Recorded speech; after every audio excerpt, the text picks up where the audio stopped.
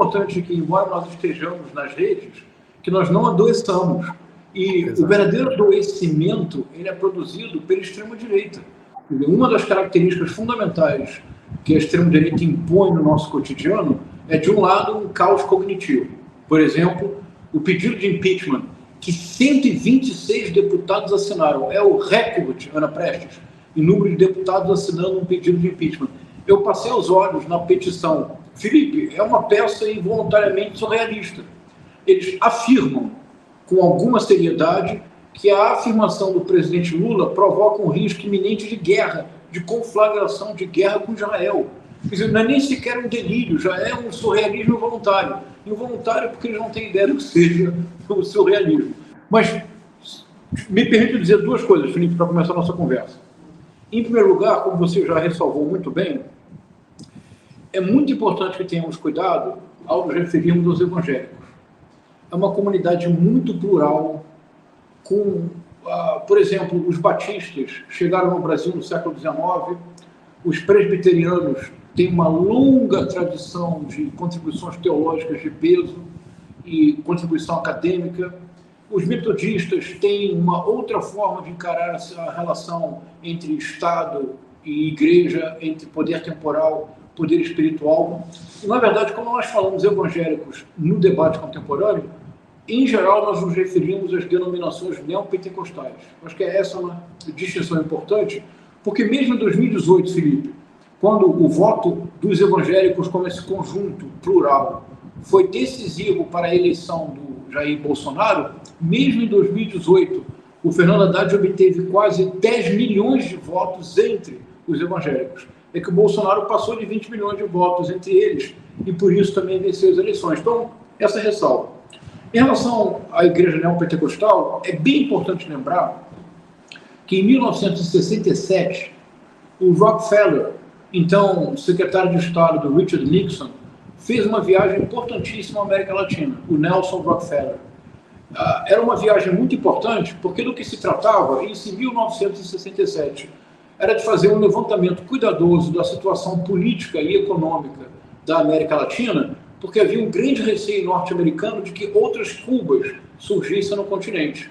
Lembra que 1967 é o ano de publicação de 100 anos de solidão. A América Latina, pela primeira vez, ocupa o centro das atenções do mundo, na política e na cultura. O Rockefeller vem à América Latina, faz uma viagem longa e produz um relatório que é lançado em 1969. Ana Prestes, acredite, neste relatório, diz o Rockefeller que a Igreja Católica da Teologia da Libertação está muito inclinada a adotar posições revolucionárias desde que isso signifique apoiar os mais vulneráveis. E faz um alerta e uma exortação, que não está no relatório, que pode ser encontrado na internet, mas que depois foi levado adiante. A sugestão principal do Nelson Rockefeller é que o Departamento de Estado norte-americano favorecesse na América Latina a difusão do que na época se chamava de teleevangelismo. Os que são mais jovens, Felipe, não recordarão, mas nós sabemos do que se trata. As igrejas neopentecostais, que antes das redes sociais, literalmente colonizaram as TVs abertas, lá nos anos 70 e 80. E daí surgiu a TV Record. Então, a sugestão do Rockefeller, em 69, é que houvesse um apoio substancial para que essas denominações neopentecostais se difundissem pela América Latina. 8 anos depois do relatório, em 1977, surge a Igreja Universal do Reino de Deus. Então, isso é bem importante, Felipe, porque o próprio surgimento, a difusão, não que todas tenham surgido a partir do relatório do Rockefeller, mas muitas facilidades foram criadas para que essas denominações neopentecostais se difundissem como se difundiram. Então, esse é um ponto importante. O segundo ponto é que, no princípio, essas denominações neopentecostais tinham, de fato, Cristo como o eixo da sua pregação. De novo, nós recordamos que nos anos 80, anos 90, a Igreja Universal era a Igreja de Cristo. Toda a simbologia era associada a Cristo e ao Novo Testamento. Há um momento, e isso é um fenômeno transnacional, assim como a extrema-direita é um fenômeno transnacional interconectado, isso é muito importante. quando, em mais um dos delírios bolsonaristas, eles dizem: Trump reservou um hangar em Guarulhos porque virá para a manifestação de 25 de fevereiro, domingo.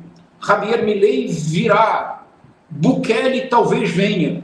É claro que nós sabemos que isso não é verdade, mas é importante mostrar como a extrema-direita se apresenta como uma espécie de internacional do reacionarismo.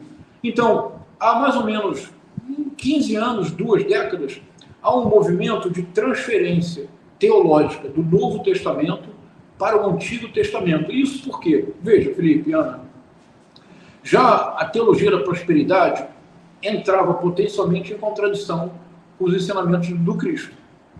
Porque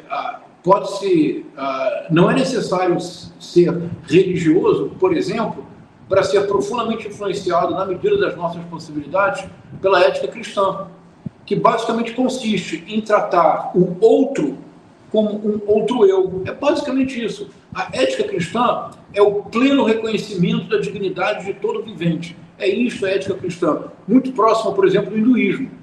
Amar o próximo como a si mesmo. Isso é oferecer a outra face.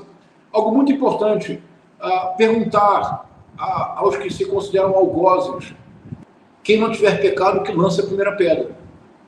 O bolsonarista tradicional, Felipe, não somente ele lança a primeira pedra, ele, sobretudo, deseja atirar a última, aquela que mata. A transferência do Novo Testamento para o Antigo Testamento implica uma decidida vontade política. E essa vontade política se materializa no Brasil há muito tempo. Existe uma bancada da Bíblia, como há uma bancada da bala e uma bancada do boi, mas existe uma bancada da Bíblia. Os evangélicos há muito se organizam politicamente no país, desde cargos de conselheiros tutelares. Nós vimos há mais ou menos uns 6 meses atrás que, para a votação do Conselho Tutelar em todo o Brasil, os evangélicos se organizaram com uma capacidade e uma capilaridade incomuns. Então, a transferência do Novo Testamento para o Antigo Testamento é a declaração clara de um projeto.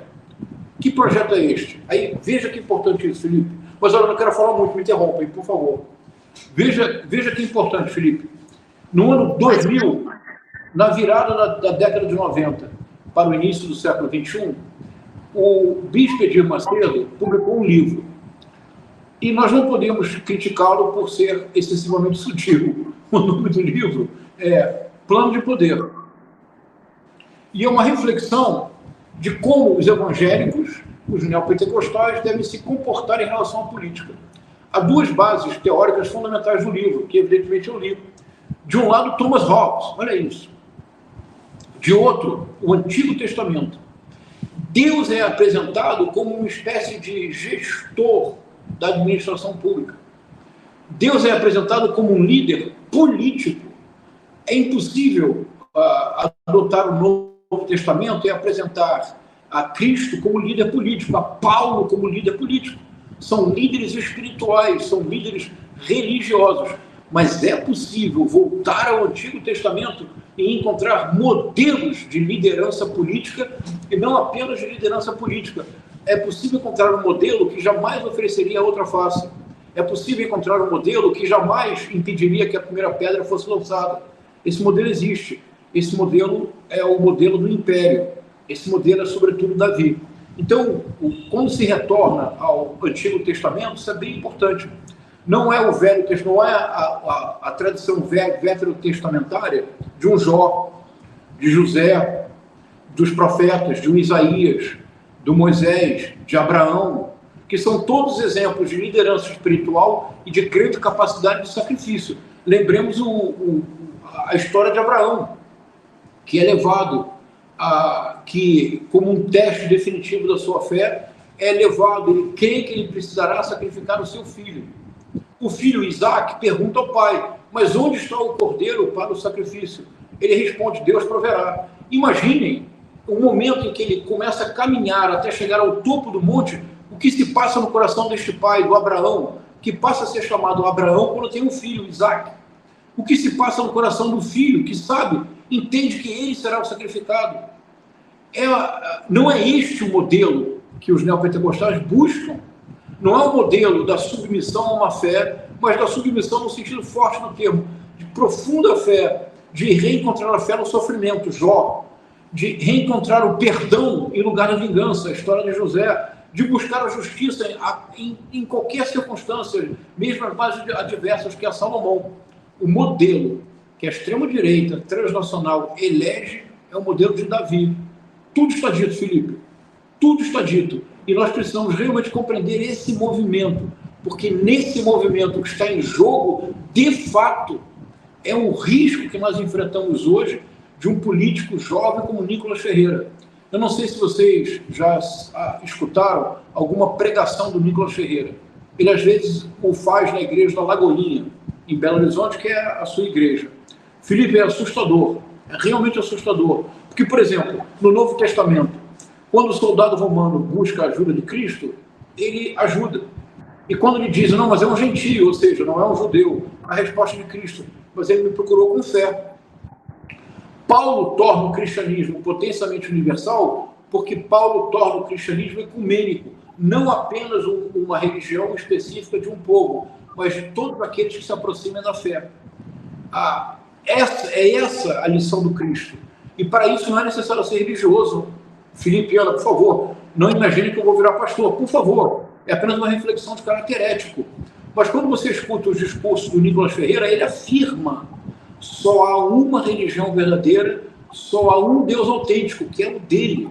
Isto é uma intolerância radical, é uma como vocês diziam, é uma desumanização do outro, que tornado um nada, tudo que se faça contra o nada, nada será. A origem de todo genocídio encontra-se não na espada que fere, mas na palavra que desumaniza. Eu me preocupo demais, Felipe, com essa tendência expressa aqui como metonímia.